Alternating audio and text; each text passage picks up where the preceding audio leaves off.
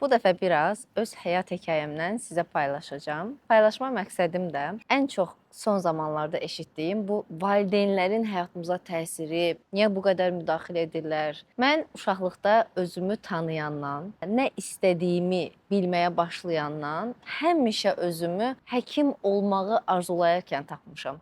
Oynadığım oyunlar da buna aid olub, bütün xəyallarım da buna aid olub. İzlədiyim filmlər belə gələcəkdə yaşayacağım o həkim obrazına aid olub və bundan hədsiz dərəcədə ilhamlanmışam. Günlərin bir günü mən artıq 9-cu sinifi bitirirdim və mən hətta hazırlaşacağım müəllimləri seçmişdim. Amma mənim həyatımda bir dönüş nöqtəsi baş verdi. Bu dönüş nöqtəsini danışmadan öncə sizə bu məlumatı verim ki, biz ailədə 3 bacı qardaşıq. Məndən böyük bacım və qardaşım var. Qardaşım həkimlik sahəsi üzrə təhsil almışdı, bacım filologiyanı bitirmişdi və heç bir zaman bizim ailədə kiminsə arzusuna, istəyinə müdaxilə olunmamışdı. Və normal olaraq mən də həkim olmaqda heç bir əngəl görmürdüm. Ta ki, atamla bir söhbətimiz, dialoqumuz olana qədər. 9-cu sinifi bitirmişdim və 10-cu sinifin yay ayları idi. Mən artıq fənn müəllimlərimi belə özüm tapmışdım, seçmişdim. Kimya, biologiya, fizika, tam bir enerji ilə həkim olmağa hazırlaşırdım. Bir gün atam məni otağa çağırdı və mənlə danışacağını dedi. İnanmazsınız, amma həqiqətən də içimdə bu söhbətin mənim həyatımda bir dönüş nöqtəsi yaradacağını hiss elədim. Bəlkə intuitiv bir şey idi bu, amma ürək döyüntüm artdı, həyəcanım artdı, qorxu yarandı içimdə, sanki nə isə pis bir şey eşidəcəkdim. Və mən anama baxdım ki, nə baş verir. Çünki mən normalda atamla ciddi söhbətlər çox da etməyən, həmişə sadəcə gündəlik qayğılardan danışan, zarafatlaşan, deyən, gülən bir münasibətdə olmuşam və atamın məni bu şəkildə otağa çağırmağı məndə bir şübhə və narahatlıq yaratdı. Otağa daxil oldum və baxmayaraq ki, atam çox sakit şəkildə oturmuşdu, televizor izləyə-izləyə mənə baxırdı. Mənə ilk belə bir sual verdi. Dedi ki, Səbinə, sən nə olmaq istəyirsən? İlk şoku orada yaşadım. Çünki mən əmin idim ki, atam mənim nə olmaq istədiyimi çox gözəl bilir. Gözlərim dolmağa başladı və dedim ki, ay ata, sən mənim nə olmaq istədiyimi bilmirsən. Atam dedi ki, yox, bilirəm, amma biz bunu müzakirə etməmişik. Yəni gəl bir səninlə müzakirə edək. Söhbət keçdikcə mənim ürək döyüntülərim artırdı, artıq gözlərim dolmağa başlayırdı. Sanki hər an önüm kəsiləcəkmiş kimi hiss edirdim və mən səsi titrəyən formada atama cavab verməyə davam edirdim ki, ata, bunu nəyə görə soruşursan? Atam isə mənə dedi ki, bilirsən, əslində mən istəyərdim ki, sənə bir istiqamət verim. Bilirəm, sən həkim olmaq istəyirsən. Bax, qardaşın da həkim olub və hələ də oxuyur. Həmin illərdə qardaşım hələ Türkiyəyə getmişdi, İzmirdə idi. Həkimlik peşəsinə yiyələnmək üçün uzun bir zaman sərf eləyirdi və atam mənə qardaşımı misal göstərərək dedi ki, bax, qızım, qardaşın bu sahəyə yiyələnir və hələ də bu proses davam edir. Mən səndə fərqli bir qabiliyyət görürəm. Mən istəyərdim ki, sən maliyyə sahəsinə yönlənəsən. Həmin müddətdə, baxmayaraq ki, atam fizikdir, illər öncə, hələ mən doğulmadığım zamanlarda Sankt-Peterburqda fizika sahəsi üzrə alimlik dərəcəsi alıb, Azərbaycanda Elmlər Akademiyasına bir müddət işləyib, amma bir müddətdən sonra şəxsi biznes olmuşdu və mən demək olar ki, doğulandan atamı o biznesdə görmüşdüm və elə bəlkə də məhz bu səbəbdən idi ki, atam onun sahəsində davam etməyimi istəyirdi və mənim artıq içimdə bir şeylər qırılmağa başlayırdı. Hər cümlədən sonra, hər atamın səsləndirdiyi fikirdən sonra. Baxmayaraq ki, atam bunu çox sakit və sadə, səbirlə izah edirdi. Həmin an düşünürdüm ki, mənim arzularımı əlimdən alırlar. Və atamı dinlədikcə başa düşdüm ki, bu an mənim həyatımda bir dönüş nöqtəsi baş verir. Bir şey dəyişir, bir şey qırılır. Çox tutunduğum, inandığım, güvəndiyim, istədiyim bir şey sanki sonlanır.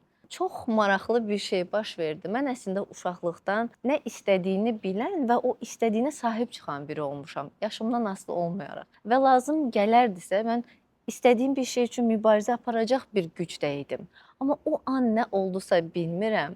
Mən sadəcə göz yaşları ilə atamı dinləyərək o an sanki həkimliyi təslim edirdim. O an sanki o qərarla razılaşırdım. Amma sadəcə mən desəydim ki, yox, mən qəti surətdə bunu istəmirəm, bu mənim xəyalımdır, arzumdur, əminəm ki, ailəm mənə bunu etiraz etməyəcəkdi.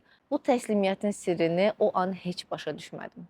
Və həmin söhbətimizdə atam mənə söz verdi ki, hara oxumaq istəsən, mən səni göndərə bilərəm, sənin arxandayam. Sadəcə buna çox uzun zaman sərf etmə, karyeranı daha qısa zamanda qur və səndə bu perspektivi görürəm. Mən o otaqdan çıxanda sanki belə suyu süzülmüş şəkildə çıxmışdım və anamı gördüm. Anam sadəcə gəldi məni qucaqladı və mənim içimdəki o duyğuları hiss elədi. Çünki anam da həkim olmuşdu və onun necə bir arzu olduğunu o yaxşı bilirdi.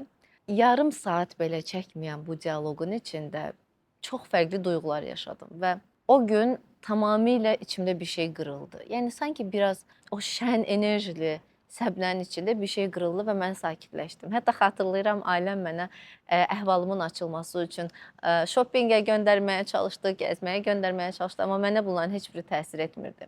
Çox qısa zamanda mən bütün proqramımı dəyişdim, müəllimlərimi dəyişdim, hazırlaşacağım sahəni dəyişdim, düşüncə tərzimi dəyişdim. Necə buna qərar verdim, əslində bu an özüm də başa düşmürəm.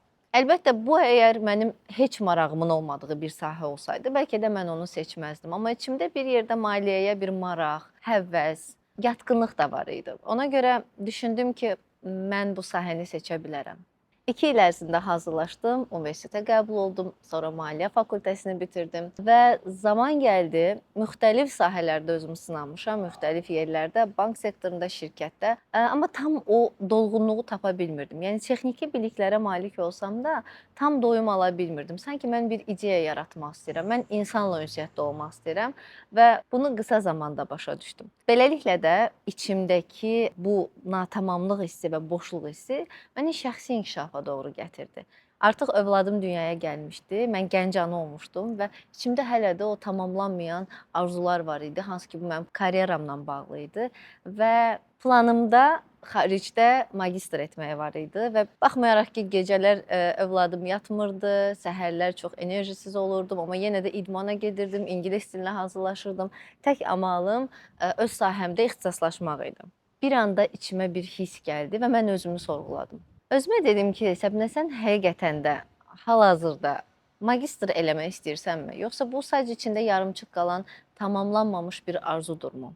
Sonra bu sual məni bir dərinləşdirdi. Təqribən bir həftəyə yaxın mən belə depressiv bir duyğu yaşadım. Amma nə yaxşı ki yaşadım, çünki həmin müddət imkan verdi ki, mən özümə cəsarət edib soruşa bilmədiyim sualları soruşum. Və elə o qədər ürəkdən, qəlbən bir əlimi göyə açdım və Allahdan istədim ki, mənə öz yolumu göstər. Yəni təhsil almışam, yaxşı qiymətlərlə bitirmişəm, müxtəlif yerlərdə özümü sınamışam, amma içimdəki o işi hələ tapa bilməmişəm. O qədər güclü bir ürəkdən istədim ki bunu, sanki mənə artıq yavaş-yavaş cavablar gəlməyə başladı. Müxtəlif insanların vasitəsilə, oxuduğum kitabla, izlədiyim kinoyla, təsadüfən qarşıma çıxan reklamla. Sadəcə mən o an qəlbimlə harmoniya içində idim və buna görə də o mesajları tuta bilirdim. Bəzən beynimiz çox dolu olanda, hər şeyin cavabını məntiqlə tapmağa çalışanda biz o mesajları qaçırırıq.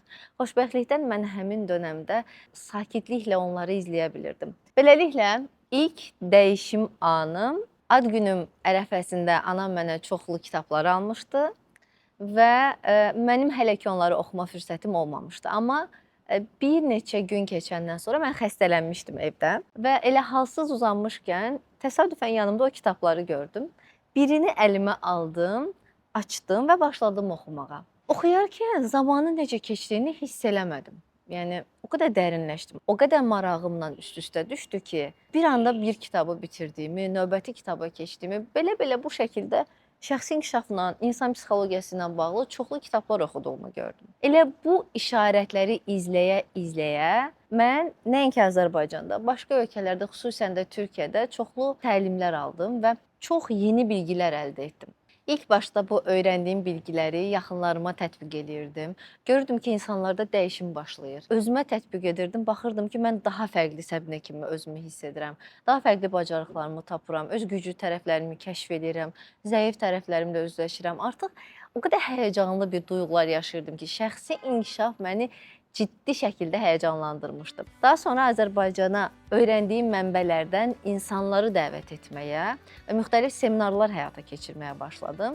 İlk başda bu işin pərdə arxası tərəfində idim, amma çox böyük zövq alırdım. İnsanlar seminardan sonra yaxınlaşıb təşəkkür edirdilər, həyatlarının dəyişdiyini deyirdilər və bu məni daha çox həyəcanlandırdı. Lakin zamanla psixologiya təhsili alaraq, beynəlxalq koçluq təlimi alaraq, İngiltərədə liderlik təlimləri alaraq, bir çox adını, sayını unutduğum təlimlər, təhsil alaraq bu sahədə dərinləşdim və bu gün Azərbaycanda ilk şəxsi inkişaf mərkəzinin rəhbəri kimi fəaliyyət göstərirəm. Əlbəttə bu yol asan olmadı. Bir çox dalğalı duyğulardan keçdim və hal-hazırda əslində mən bir zaman o həkim olma istəyimi fiziki şəkildə yaşamasam da mənəvi şəkildə yaşayıram. Yəni mən insanların bəlkə bədəninə cismani olaraq toxunmuram, bəlkə dərman yazmıram, amma etdiyim iş əslində insanları sağaldır, qəlbini rahatlaşdırır, ruhunu rahatlaşdırır, insanı əslində günün sonunda xoşbəxt edir. Hətta bəzən müştərilərimdən mənə qəlb həkimi dediklərini də eşidirəm. Bu məni həqiqətən də çox xoşbəxt edir.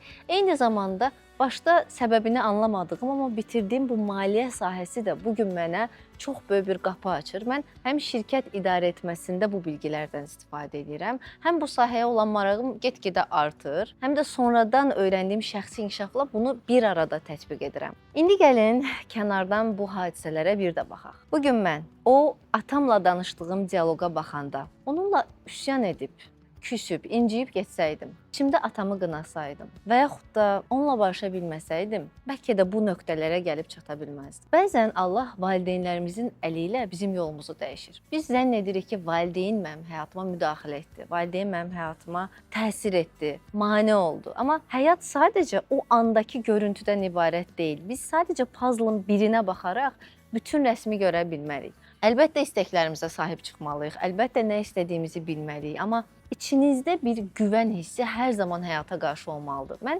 həyata güvənməsəydim, bunları yaşaya bilməzdim. Mən davamlı atamı içimdə qınasaydım, ondan incisəydim, bəlkə də bugünkü mən olmazdım. Çünki insan valideynini qınadıqca əslində özünü inkar edir. Çünki biz 50% anamızdan, 50% atamızdan ibarətik. Öz yarını qəbul etməməyi düşünün. Öz yarına olan qıcığı özünə qarşı yaşayırsan əslində. Çox qəribədir ki, heç bir zaman içimdə bu qərarımı dəyişdirdiyinə görə atamdan incimədim. Onu günahkar görmədim. Halbuki hələ illər öncə mən xəstəxanalara girəndə, kimisə ağ xalatda görəndə gözlərim dolurdu. Hələ də mənim həkim olmaq arzum var idi. Amma mən nə bilərdim ki, Allah mənə daha fərqli, daha maraqlı, daha yenilikçi bir qapı açacaq və bugün belə bilmirəm ki, bugünkü yolum gələcəkdə nələr aparacaq. Mən bugün insanlara toxuna bilirəm. Necə ki, həkim olsaydım, faydalı olmaq istəyəcəkdim, insanları şəfalandırmaq istəyəcəkdim, özümü bu dünyada lazımlı və dəyərli hiss edəcəkdim. O duyğuları bu yolla yaşayıram. Demək ki, həyat təsadüflərdən ibarət deyil. Mən öz hekayəmi sizə ona görə paylaşıram ki, bəlkə bugün qəbul edə bilmədiyiniz bir an var həyatınızda. Bəlkə qınadığınız bir insan var. Bu valideyniniz olar, bir müəlliminiz olar, bir dostunuz olar. Heç fərqi yoxdur. Amma bilin ki, bu həyat sizin həyatınızdır. Əgər içinizdə, qəlbinizdə Allahla, kainatla, bütün varlıqla bir harmoniya varsa, siz heç vaxt sizə zərər gələcək bir şeylərin olmadığını dərk eləyərsiniz. Necə ki, mən güvəndim. Bilmirdim məni nə gözləyir. Heç bir qarantiya yox idi. Amma təslimiyyət oldu içimdə. İçimdə bir his var idi ki, bunlar boşuna deyil. Və əslində oradakı özümə təşəkkür edirəm, valideynimə təşəkkür edirəm və qəlbən məni bu ana gətirən də Allaha təşəkkür edirəm və bu günümə şükür edirəm ki, mən bunlardan keçə bildim. Sizə isə ən vacib mesajım həyatınıza fərqli gözlərlə baxmaqdır. Qəlbinizlə bir bağ qurun, intuisiyanızı dinləyin, amma həyat qarşınıza bəzən əngəl kimi çıxartdığı şey əslində ən böyük dönüş nöqtəsi, ən böyük şansımız ola bilər. Baxışımızı dəyişdirmək bizi hər zaman sakitləşdirər. Ümid edirəm ki, mənim hekayəm sizlərə ilham olacaq və hələ birlikdə daha çox hekayələr yaradacağıq.